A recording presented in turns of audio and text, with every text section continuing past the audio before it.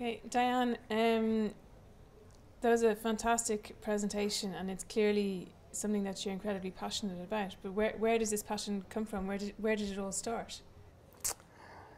Oh, so my passion for the topic of human milk and breastfeeding really came out of my experience as a brand new nurse out of college.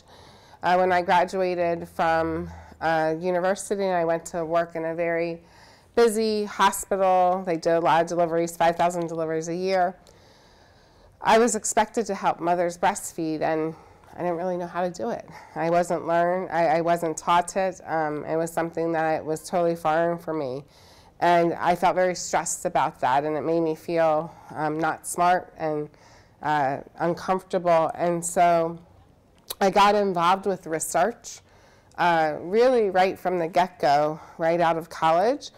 And the very first research study that I worked on, it was a small pilot study where we were looking at factors influencing milk volume in mothers who had low birth weight infants. And so you're going to think this was back in around 1990, and there was nothing being done in the NICU at the time. And when I would go out to mothers' homes to collect their pumping logs, the mothers would almost lock me in their house, and they would just want to talk to me for hours about their experience of pumping. And it struck me as really tragic that, how could these mothers be having critically ill newborns in the hospital and no one was supporting them and no one was worried about their well-being, in my opinion, in terms of being able to take care of their baby by providing milk for their baby. And so my passion has always been really driven from a research standpoint and really translating the research into clinical practice so that our families, our mothers, can do the best thing for their child. And that's what mothers want to do. They want to do the best thing for their child.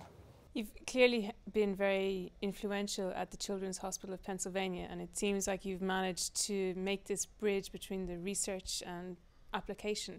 How do we take it one step further? How do you communicate that to other hospitals, other NICU units around the world? Sure. So Children's Hospital of Philadelphia really, at least in the United States, is really seen as a model of how a children's hospital would provide lactation support.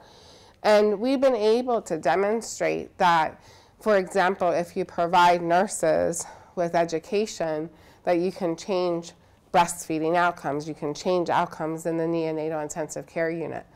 So back in the United States, for example, I teach the course that I do at Children's Hospital of Philadelphia, but then I also teach a continuing education course for hospitals outside. And what we've seen is that if hospitals make the commitment to educate their staff, we see a change in breastfeeding rates. We see a change in breastfeeding outcomes.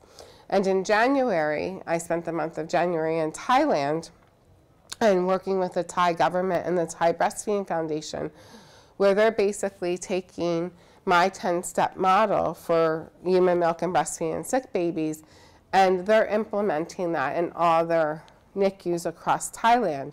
And the way they're able to do that is because they said to the hospitals, you need to bring at least three people. They had to bring one nurse, one physician, and one other person to the symposium. And after they learned, it wasn't that they could just go to the conference. They actually had to come up with an implementation plan. So it's kind of bridging that gap between the knowing and the doing. And I think we can't have people being able to do the doing without a good evidence-based knowledge. It really all comes back to the research again. So once the mindset is there, then there's ways of supporting. Absolutely. Absolutely. And you have, again, it really means that people, this is the one thing I do find interesting, because I think a lot of times physicians or nurses or health professionals think they know about breastfeeding. They think, oh, it's just breastfeeding. What could you possibly need to know about that? And then when they really begin to become educated about the science the science behind human milk and breastfeeding, that's when you really see the change and the practice change because they understand the evidence. Okay, thank you very much, Diane. Cool.